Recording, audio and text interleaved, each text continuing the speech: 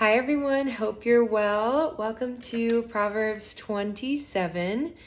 We are getting right into it, so grab your highlighter and your pen and let's get started. Hope you're all having a lovely day. Let's spend some time with God today. So, verse 1. Do not boast about tomorrow, for you do not know what a day may bring. Let another praise you, and not your own mouth, a stranger and not your own lips. Okay, lots of pride here, right?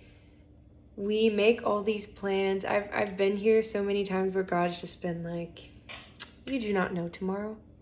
And here I am saying all these things that are going to happen. Or confident in my plans, right? Usually, like, the Lord can reveal his plans to you, of course, and what's going to happen. He can reveal that to you. But in terms of when I'm operating in my plans, the Lord will humble you pretty quickly. If you have not spent time with him in developing those plans, hey, are these actually from you? Why do I want these things to happen? Okay, cool. Because he cares about the desires of your heart. The dreams that he has for you are better than the ones you have for yourself. And usually the dreams he has for you, he does place in your heart. So there's going to be alignment with that. But it takes some time to fully get that clarity with God. And it's worth taking that time. It's worth pursuing a relationship with Jesus so you can find out all of the mysteries that he has for you and all the things that he wants to do in your life and to do through you. And so let another praise you and not your own mouth. Remain in a posture of humility. Being in alignment is extremely important when it comes to serving God and his people. You need to be in alignment. When you're out of alignment, and for example, you're kind of operating a bit much in pride, you're not going to see things as clearly. You're going to see things sort of from a distorted point of view. And the things God wants to highlight to you, you're not going to be as receptive as you would if you were in alignment with him, right? If he is revealing something to you, but you're operating in a spirit of pride, then you're not going to receive the correct message. You're going to filter it through the lens that are corrupted, right? You need to watch your eye gates. You need to watch your ear gates. You need to cleanse yourself of anything that is not of God, that is taking you out of alignment with him. We are, we're here to serve God, to live with God, to carry his mission out. And there's a lot that he entrusts us with. And so our character, our heart, and our self-awareness is just extremely important to have. And not to mention pride, or that's just an example, anything else can just mess with your discernment. You won't see things as clearly. And so, yeah, it's really important to be watchful of, to begin with. Verse 3, a stone is heavy and sand is weighty, but a fool's provocation is heavier than both. Wrath is cruel, anger is overwhelming, but who can stand before jealousy? Better is open rebuke than hidden love. Faithful are the wounds of a friend, profuse are the kisses of an enemy. So it's like, this is so funny. I was just talking to someone about this, but it is better to be honest with someone, especially the people you love. And, even if the truth kind of hurts, if they are going down a path that is not good for them, or they're doing something that they might be unaware of that isn't good for them, it is better for you to say something, even if it might, if you're worried about your image, we're called to lay down that fear of man, right? Because it's going to get in the way of your obedience to God. And preserving your image is going to hinder you on your walk. But love is having goodwill for someone and viewing them as God would view them So desiring what God would want for them, which is God's will for them. So better is open rebuke than hidden love. It's like, be there for your friends, be there for your family, be honest with them. Don't affirm things that are harming them. Don't participate in things that are harming them, whether that be gossip that's harming them. It's important to just be wise in this case. Faithful are the wounds of a friend, profuse are the kisses of an enemy. One who is full loathes honey, but to one who is hungry, everything bitter is sweet. Wow. If you are hungry for the things of the kingdom, every bit of God you get is going to be nourishment to your soul. But if you live in a place of selfishness and you're so inwardly focused, you don't have time for other things, that's a miserable life. It's miserable. One who is full, right? You're satisfying your flesh. You're satisfying your flesh with sweet things like honey. But that's ultimately not good for you. One who is hungry for the kingdom truly satiates that thirst, that hunger. Like a bird that strays from its nest is a man who strays from his home. Oil and perfume make the heart glad, and the sweetness of a friend comes from his earnest counsel. Wow, okay, so the sweetness of a friend comes from his earnest counsel, truth.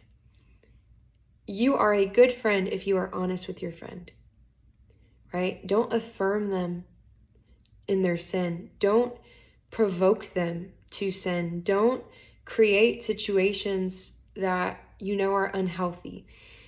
If you are really a friend, you have goodwill for them, and you're going to want to see them walk out God's calling for their life. Do not forsake your friend and your father's friend, and do not go to your brother's house in the day of your calamity. Better is a neighbor who is near than a brother who is far away. Be wise, my son, and make my heart glad, that I may answer him who reproaches me. The prudent sees danger and hides himself, but the simple go on and suffer for it. Take a man's garment when he has put up security for a stranger, and hold it in pledge when he puts up security for an adulteress. Whoever blesses his neighbor with a loud voice rising early in the morning will be counted as cursing. A continual dripping on a rainy day and a quarrelsome wife are alike. To restrain her is to restrain the wind, or to grasp oil in one's right hand. Iron sharpens iron, and one man sharpens another. So it's good to have people in your life that are challenging you to be better. If you are around people that are on the same level as you, that don't know more than you, then life isn't going to be that challenging, but you're also not going to grow. You want to be around people that are going to challenge you, to seek higher things, to do better, to be more disciplined.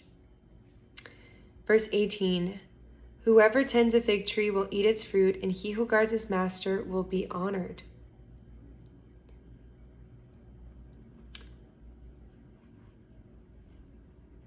So tend whatever God has given to you, and surely you will see fruit come of it. It might not be immediately, and that's where patience kicks in, right? As in water, face reflects face, so the heart of man reflects the man. Wow, yeah. What you have here is going to be projected. You're going to be able to see it.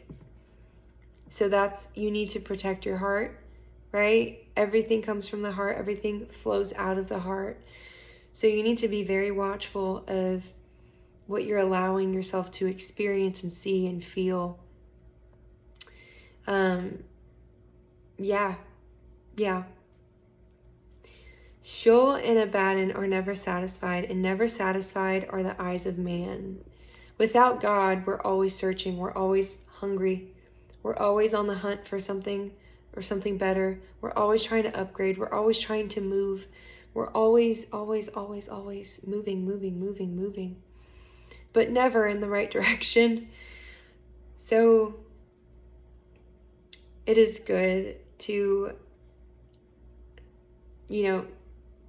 treasure up the Word of God and God in your heart so that you can move in the direction, so that you can live the life that He has truly for you, so that you can have living water and you can be satisfied and you can know that He is everything that you need. You're not going to need to search anymore. Once you find Jesus, the search is over and you can relax and start living the life He has for you. Go on that journey. It's a lifelong journey and it's a good one. The crucible is for silver and the furnace is for gold, and a man is tested by his praise. Wow. Even in bad situations, the enemy comes to kill, steal, and destroy. Even in bad situations, when things are being taken from you, worship the Lord. That is a weapon. That's building up your spirit, worshiping, giving Him praise. Crush a fool in a mortar with a pestle, along with crushed grain, yet his folly will not depart from him, because that's what he's made of. Okay, so be born again, so you can have the Spirit of the living God inside of you, so that anything that flows through you is life-giving, is spirit-filled. Know well the condition of your flocks and give attention to your herds. Okay, responsibility here. If you are leading people, which we are called to disciple people, we are called to be disciples and to disciple. We're called to pass on what we're learning. It's important to be just observant of how people are doing, because people are people and everyone is going through something. Everyone is going through something, and if you are in charge of that flock, you need to be watching over them. You need to be praying for them. Give attention to your herds, for riches do not last forever, and does a crown endure all generations? When the grass is gone and the new growth appears and the vegetation of the mountains is gathered, the lambs will provide your clothing, and the goats the price of the field. There will be enough goat's milk for your food, for the food of your household, and maintenance for your girls. That's it. Wow. Okay, so that is it for Proverbs 27. Let me know what you got from this reading. Would love to discuss in the comments. So thank you guys. I will see you in the next one. Adios.